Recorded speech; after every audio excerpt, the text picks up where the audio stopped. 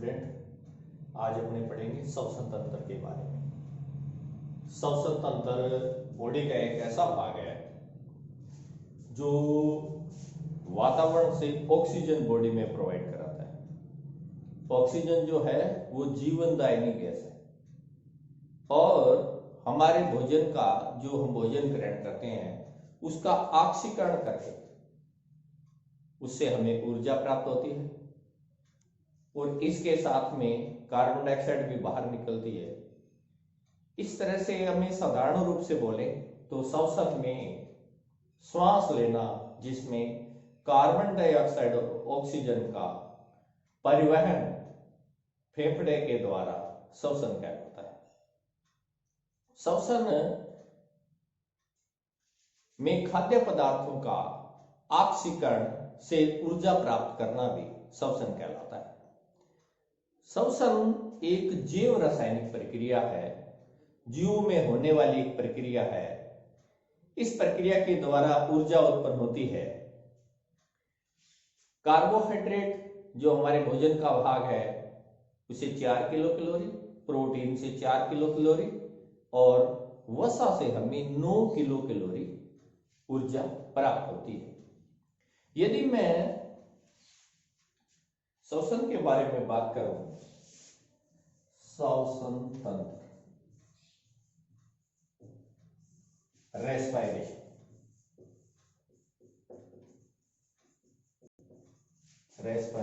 System,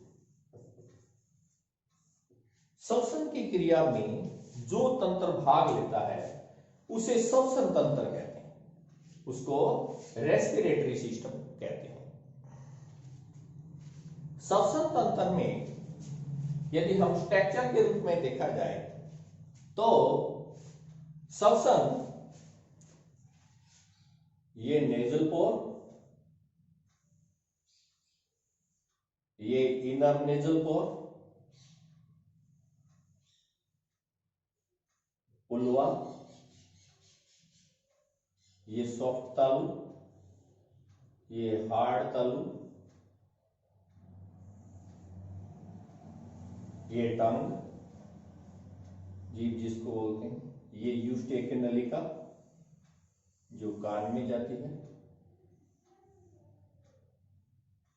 ये श्वास नली और ये भोजन नली, ग्रास नली।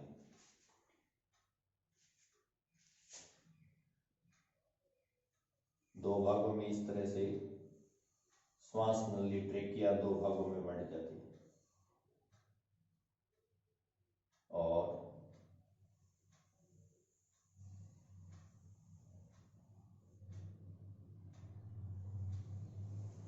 ये लंग्स, लेफ्ट भाग तो ये बायां फेफड़ा, लेफ्ट लंग्स,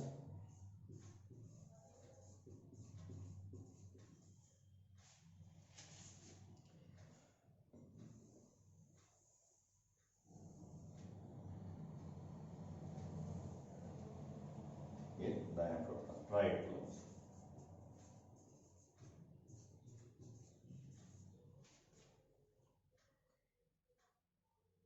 यहां गुदम्बनुमा एक संरचना जो डायाफ्राम कहलाता है, ये आगे जाके दो भागों में इस तरह से विभाजित हो जाता है। ब्रोंकस,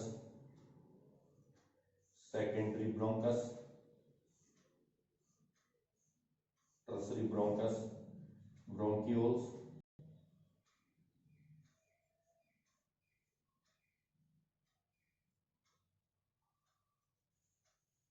इस तरह भाग, ये आगे एल्वोलाई सेक, फेफड़े के चारों तरफ डबल मेम्ब्रेन होती है जिसको प्लूरा मेम्ब्रेन कहते हैं। इसमें एक पर प्लूरल फ्लूइड भरा रहता है इसके अंदर जो फेफड़े को मॉइस्चर न बनाए रखता है, बाहरी आघातों से भी सुरक्षा करता है। बाहर से जो चोट वगैरह जो लगती है उससे भी ये इसको फेफड़े को बचाता है। तो इस मेम्ब्रेन को प्लूरा मेम्ब्रेन कहते हैं। ये बाहरी प्लूरा मेम्ब्रेन, इसको प्लूरा झिल्ली भी बोलते हैं, प्लूरा झिल्ली भी बोलते हैं। इसमें प्लूरल फ्लूइड होता है।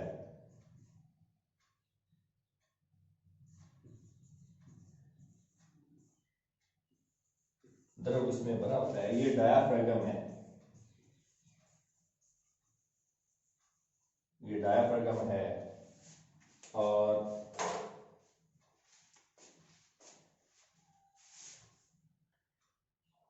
ये नाक,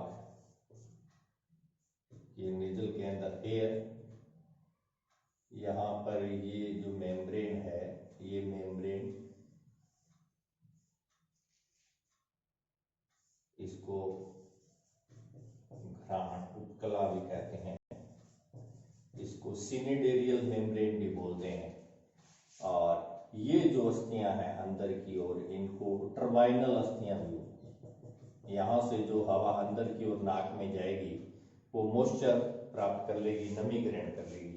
यहाँ की जो उपकला भी, इसके अंदर जो उपकला है, वो भी उपकला जो है वो, उस उपकला को हम TSCCGE या श्लेष्म उपकला भी कहते हैं, श्लेष्म उपकला कहते हैं। ये यूस्टेकिया नलिका, नलिका, ये फेरिंग्स, ग्रसनी,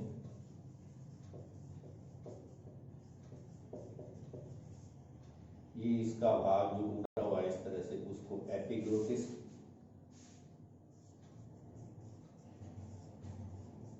एपिग्लोटिस, इसको घाटी ढक्कन भी कहते हैं, घाटी ढक्कन कहते हैं। ये जो भाग है इसको ग्लोटिस, घाटी द्वार, घाटी द्वार कहते हैं। फेफड़े का ये जो भाग, ऊपर का ये जो भाग है, ये एपेक्स कहलाता है। इस वाले फेफड़े के अंदर यदि देखा जाए तो ये बायां फेफड़ा, ये दायां फेफड़ा, ये लेफ्ट लंग, ये राइट लंग। तो जो राइट लंग है उस फेफड़े के अंदर 3 चेम्बर है, फोल्डेड है। और इस फेफड़े के अंदर जो बायां वाला फेफड़ा है, जो लेफ्ट लंग है, उसमें 2 चेम्बर। तो इसमें यदि मैं बात करूं तो यहां पर फेफड़े के इस तरह से 2 चेम्बर को बना, यहाँ पर फेफड़े का एक चेम्बर ये, और एक चेम्बर में फेफड़े का ये बना। इस तरह से इसमें 3 चेम्बर। और इसका हार्ट की बात करें तो भी हार्ट के जो ये राइट एट्रियम और राइट वेंट्रिकल के बीच में यहाँ पर ट्राइकास्पिड वाल्व है और यहाँ पर बाइकास्पिड वाल्व है।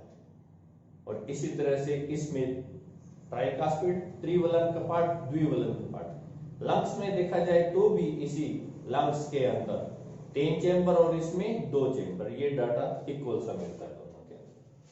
और ये जो स्थान है यहाँ पर दोनों फेफड़ों के बीच में हार्ट पाया जाता है, इसको मेडिस्टेनियल स्पेस बोलते हैं, मेडिस्टेनियल स्पेस। यहाँ पर हार्ट स्थित होता है, यहाँ पर इस तरह से बंद मुद्दे के आकार का इसमें हार्ट पाया जाता है। ये जो भाग है, ये जो भाग है यहाँ पर ट्रेकिया के अंदर, यहाँ जो है छल्ले पाए जाते हैं। और यहाँ पर एक संरचना पाई जाती है जिसे हम क्या कहते हैं, कंठ कहते हैं। ये जो संरचना, इस तरह संरचना है, इसको बोलते हैं कंठ। ये कंठ, इसको साउंड प्रोड्यूसिंग बॉक्स भी बोलते हैं, साउंड प्रोड्यूसिंग बॉक्स कहते हैं। ये श्वास नली ट्रेकिया,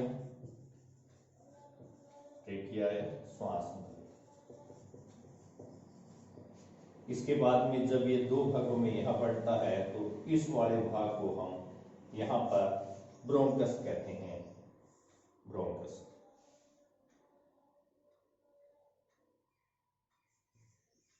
प्राइमरी ब्रोंकस। ये 2 भागों में बांटता है, तो ये वाला भाग जो है ये सेकेंडरी ब्रोंकस कहलाता है। ये जो इसका भाग है ये सेकेंडरी ब्रोंकस,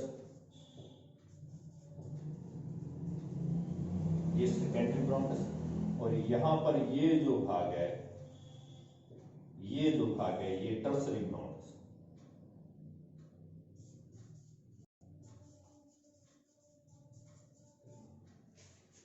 तो यहां पर जो मैंने दिखाए हैं, ये ट्रेकिया, इसके बाद में primary bronchus, secondary bronchus, tertiary bronchus, ये दो भागों में बंटा है, फिर ये भागों में बंट गया। फिर ये जो ब्रोंकस तक का भाग है, टर्सरी ब्रोंकस तक का भाग है, इसमें रिंग पाए जाते हैं। ये जो मैंने ड्रॉ किए हैं ये रिंग्स है, सेमी सर्कुलर रिंग, अर्धवर्ताकार छल्ले कहते हैं।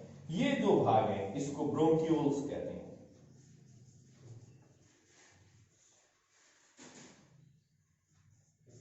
ये ब्रोंक्यूल्स है, इसको कहते हैं एल्वोलाई डक्ट।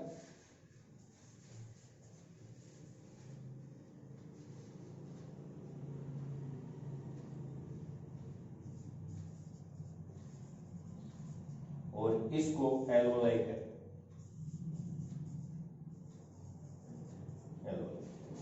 एयर से इसको एट्रीब्यूट कहते हैं। तो ये जो स्ट्रक्चर है, ये अपने लंग्स का स्ट्रक्चर है। Nose, pharynx, larynx, trachea, lungs.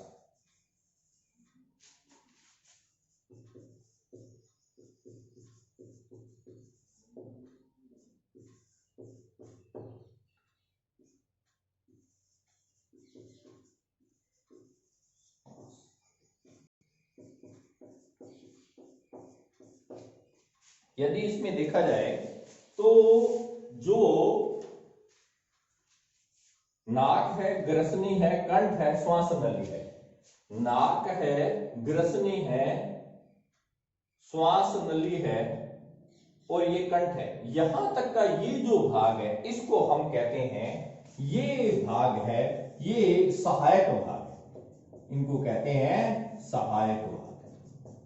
ये सहायक भाग है, जबकि फेफड़ा क्या है, श्वसन का मुख्य भाग है, श्वसन का मुख्य भाग है। नाक के अंदर, ये अंदर की जो नेजल कैविटी है, इसमें हेयर रोप पाए जाते हैं। इसमें घ्राण उपकला होती है। ये घ्राण उपकला ये हमें गंध का ज्ञान कराती है। इसको सिनेडेरियल मेम्ब्रेन भी बोलते हैं, जो हमें घ्राण उपकला, जो अपने को गंध का ज्ञान कराती है।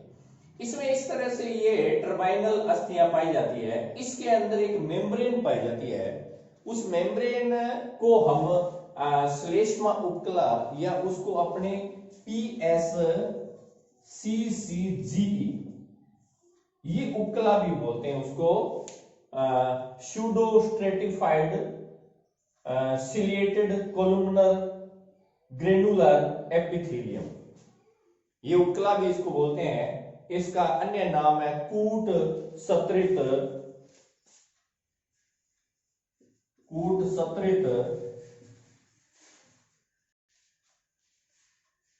रोमा भी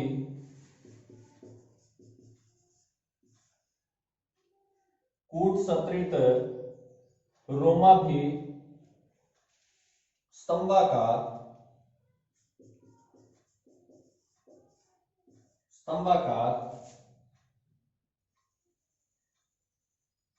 ग्रेनुलर उपकला, इसको ग्रंथिल भी बोलते हैं, ग्रंथिल उपकला। इस उपकला का ये एग्जाम का क्वेश्चन बनता है बड़ा अच्छा, कि इस उपकला जो म्यूकस का सिक्रेशन करती है, म्यूकस का स्राव करती है, ये उपकला है pseudo stratified columnar ciliated granular epithelium. ये जो उपकला है, ये उपकला श्लेष्मा का स्राव करती है, और इस उपकला में श्लेष्मा का स्राव, इसमें गोबलेट सेल भी पाई जाती है। जो श्लेष्मा, जो एयर, जो अंदर जो एयर पास आउट होती है इस तरह से, तो वो एयर यहां से मॉइस्चर, नमी ग्रहण कर लेती है। इस तरह से नमी ग्रहण करके इस तरह से एयर चली जाती है। तो ये उपकला म्यूकस का स्राव करती है, जिससे वो एयर मॉइस्चर ग्रहण कर लेते हैं। यदि नेजल भाग में बात करें तो यहाँ जो बोन पाई जाती है वो नेजल बोन है। इसके बाद में प्री मैक्सिला है, ऊपर की दोनों मैक्सिला है, इथेमोइड है। नाक की ये जो बोन है ये नाक का इस भाग का पूरा पोर्शन बनाती है। ये इनर नेजल पोर से ये जो एयर है ये फेरिंक्स भाग में ग्रहण करती है। फेरिंक्स के भी मैंने जो भाग बताए थे वो ये जो नेजल वाला है इसको नेजोफेरिंक्स कहते हैं, मुख वाला भाग ओरोफेरिंक्स कहते हैं, और इस वाला भाग को हमने लैरिंजोफेरिंक्स पे इसको बांटा था। और फेरिंक्स के अंदर इस तरह से भोजन और इस तरह से ये भोजन ग्रास नली है। यहाँ पर बस केवल इसका क्रॉस होता है, और इस यहाँ पर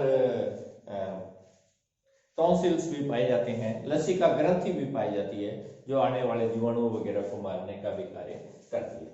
इसके बाद का ये जो भाग है एपिग्लोटिस, एक पत्तेनुमा संरचना होती है, ये उसको अपने घाटी ढक्कन भी कहते हैं, घाटी ढक्कन। भोजन निगलते समय घाटी ढक्कन से श्वास नली वाला द्वार बंद हो जाता है, तो भोजन निगलते समय श्वसन क्रिया बंद हो जाती है। इसके बाद का जो भाग आता है कंठ, जिसको हमने साउंड प्रोड्यूसिंग बॉक्स कहते हैं। तो कंठ वाले भाग का जो भाग है, कंठ वाले भाग के अंदर 3 उपास्थि पाई जाती है, कार्टिलेज पाई जाती है। तो कंठ वाले भाग के अंदर जो उपास्थि पाई जाती है वो इस तरह से कंठ श्वसन वृक्ष कहती है। तो यदि मैं ट्रिकिया वाले भाग की बात करूं कि ये बड़ा भाग क्या है, ट्रिकिया है। ट्रिकिया से श्वास नली 2 भागों में बंटी, यहां से ये 2 भागों में बंटी, इसके बाद में ये वाला भाग भी 2 भागों में बंट गया, और ये वाला भाग भी इसी तरह से आगे बंटा। तो यहां पर इसमें सेमी सर्कुलर, यहां पर अर्धवर्ताकार छल्ले, ये छल्ले। तो ये भाग है, ये श्वास नली ट्रेकिया, ये प्राइमरी ब्रोंकस, ये सेकेंडरी ब्रोंकस,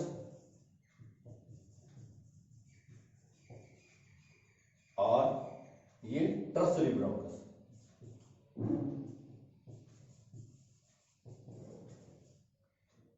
प्राथमिक ब्रोंकस,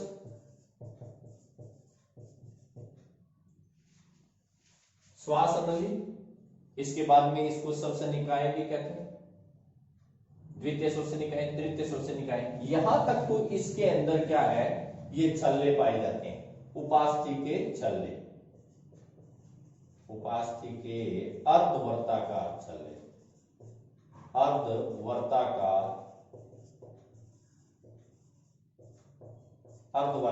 छल्ले पाए जाते हैं। इसके बाद में ये जो भाग है, इस वाले भाग को हम ब्रोंक्यूल्स कहते हैं। ब्रोंक्यूल, ये ब्रोंक्यूल है। ब्रोंक्यूल का ये जो भाग इस तरह से ये आगे जाके एल्वोलाई में चला जाता है।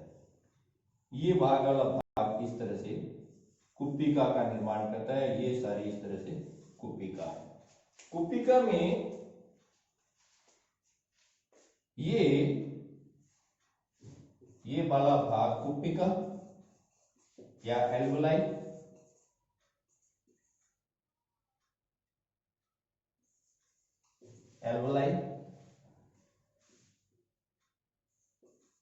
एल्वोलाई।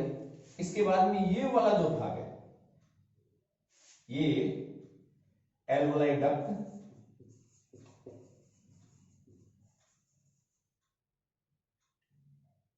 एल्वोलाई डक्ट, कुपिका वाहिनी,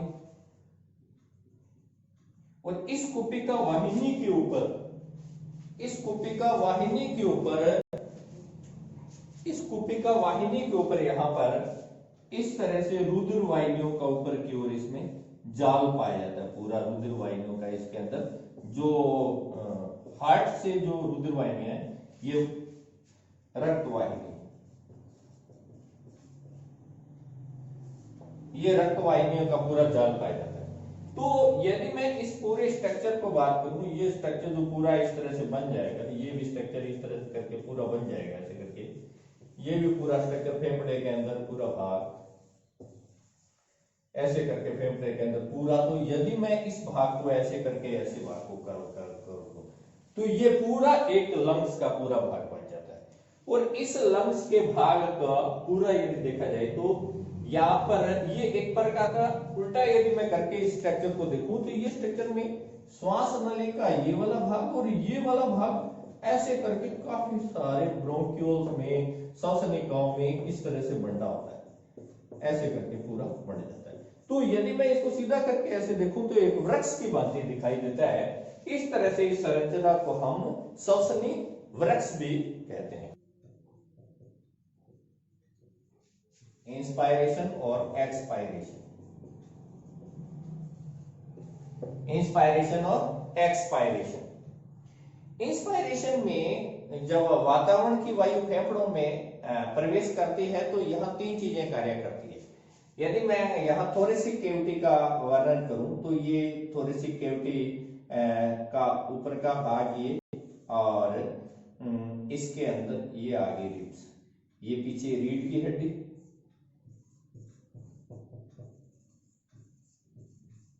ये वर्टिब्रल कॉलम, रीढ़ की हड्डी, ये आगे यहां पर स्टर्नम, ये रिब्स, पंसलियां, और ये जो यहां पर जो भाग आता है इस तरह से, वो इनको बोलते हैं अपने इंटरकोस्टल मसल्स, ICM, अंतःपसुरका पेशियां, इंटरकोस्टल मसल्स, अंतःपसुरका पेशियां। तो जब इंस्पायरेशन में क्या करती है, वातावरण की वायु, श्वसन की क्रिया स्वतः ही होती है, अपने आप होती है, हम श्वास लेते नहीं है।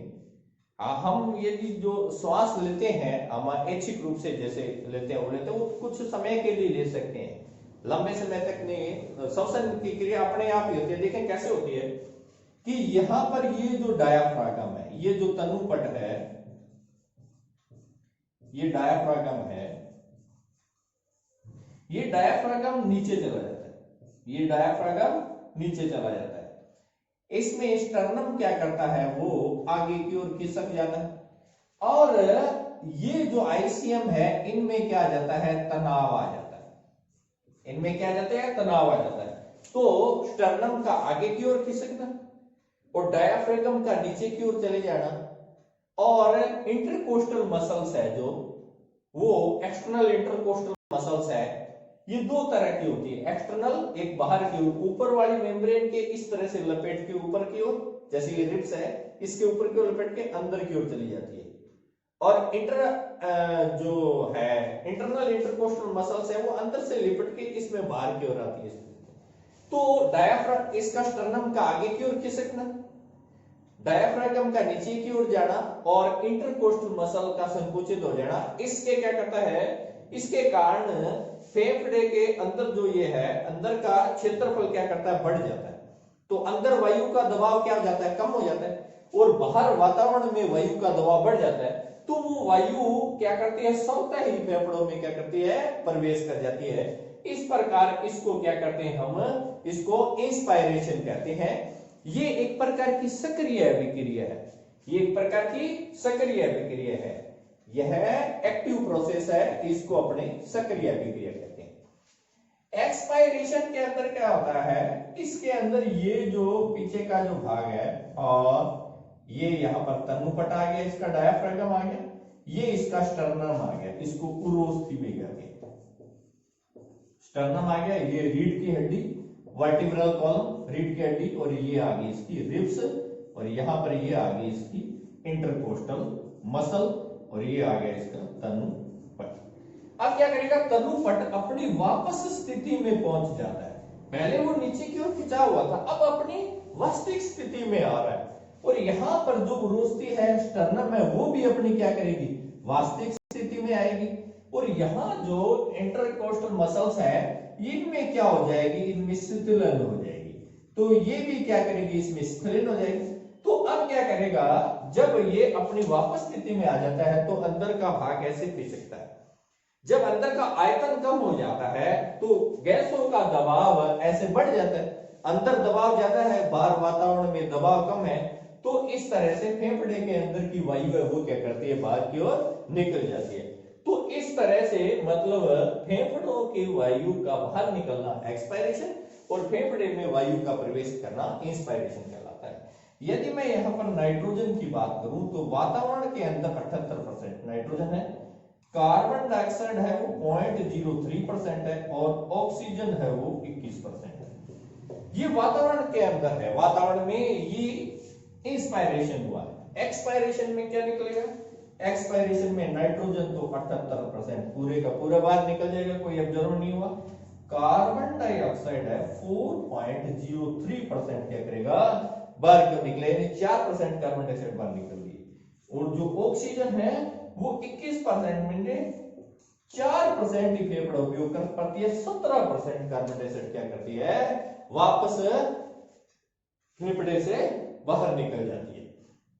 यदि इसमें मैं देखा जाऊं तो जो इंस्पायरेशन में बात करूं तो जो खिलाड़ी दौड़ता है और वो खिलाड़ी दौड़ता है तो उसमें क्या करता है कि ये थोड़े से केवटी वाला भाग ऊपर नीचे ज्यादा होता है, उसको हम कहते हैं थोरेसिक रेस्पिरेशन। और यदि व्यक्ति लेट रहा है तो उसका पेट वाला भाग है वही हमें ऊपर नीचे हिलता हुआ दिखाई देता है, उसको बोलते हैं हम एब्डोमिनल रेस्पिरेशन उसको बोलते हैं।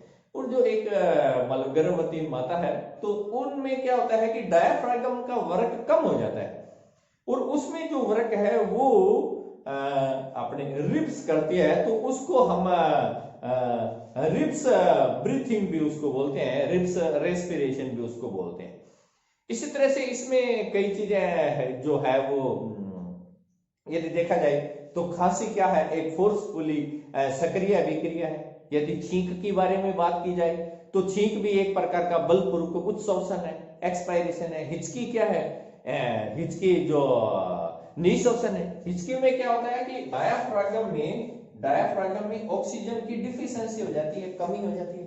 जब डायाफ्रागम में ऑक्सीजन की डिफिशियंसी हो जाती है, कमी हो जाती है, तो क्या करता है कि डायाफ्रागम नीचे की ओर है, स्थिर हुआ और अंदर की केविटी के अंदर क्या करता है, वायु का एकदम से कम हो जाना।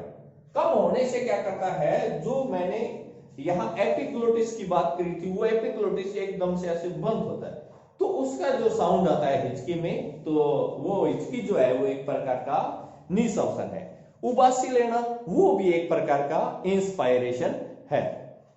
तो यदि मैं श्वसन संबंधी आयतन की बात करूं कि कितनी वायु फेफड़े के अंदर भरी जाती है, कितनी निकलती है, तो सामान्य रूप से सामान्य जो एक स्वस्थ पर्सन है वो उसकी फेफड़े में उसका ज्वारीय आयतन, उसका टाइडल वॉल्यूम वो है 500 ml, यानी वो साधारण श्वसन के द्वारा क्या करता है, 500 ml वायु को बाहर निकलता है और 500 ml वायु को अंदर प्रवेश कराता है। लेकिन यदि मैं इसकी कैपेसिटी की बात करूं, लंग्स की कैपेसिटी की बात करूं, तो यहां पर है इंस्पायरेटरी रिजर्व वॉल्यूम।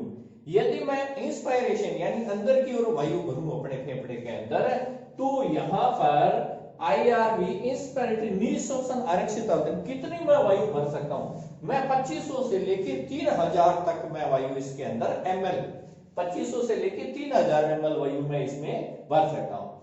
इसके बाद में बात आती है कि एक्सपायरेटरी रिजर्व वॉल्यूम, मैं बाहर की ओर एक्सपायरेटरी रिजर्व वॉल्यूम उत्सर्जन के द्वारा, एक्सपायरेशन के द्वारा कितनी वायु को मैं बाहर निकालता हूं, तो यहां पर जो मैं 1000 से 1100 ml जो वायु को मैं क्या करता हूं, बाहर निकालता हूं, यानी टोटल वायु ये इतनी इंस्पायरेशन में, एक्सपायरेशन रिजर्व वॉल्यूम ये इतनी मैं बाहर निकालता हूं, इसका रिजर्व वॉल्यूम कितना है, यानी 1100 1200 क्या कहते हैं, निकालने के बाद भी फेफड़े के अंदर ये क्या करती है, रिजर्व वॉल्यूम ये यहां पर क्या करती है, आरक्षित है, इतनी वायु फेफड़े के अंदर पड़ी रहती है कुपिकाओं के अंदर। यदि मैं फेफड़े के अंदर मैं यहां पर निःश्वासन क्षमता की यदि मैं बात करूं यहां पर, तो मैं इंस्पायरेशन के द्वारा मैंने वायु भरी है इसके अंदर, और मेरी वाइटल कैपेसिटी जो है वो वाइटल कैपेसिटी मेरी 500 ml है।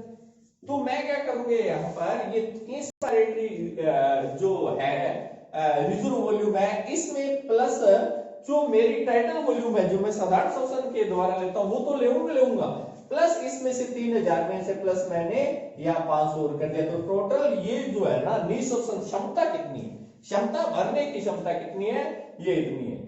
इसके बाद में यदि बात करूं रिजर्व वॉल्यूम वो है वो 1112, जो फेफड़े के अंदर ही है। वाइटल कैपेसिटी कितनी क्षमता तक मैं भर सकता हूं, तो फेफड़ों में 3500 तक की ये यहाँ पर जो निःश्वसन क्षमता है।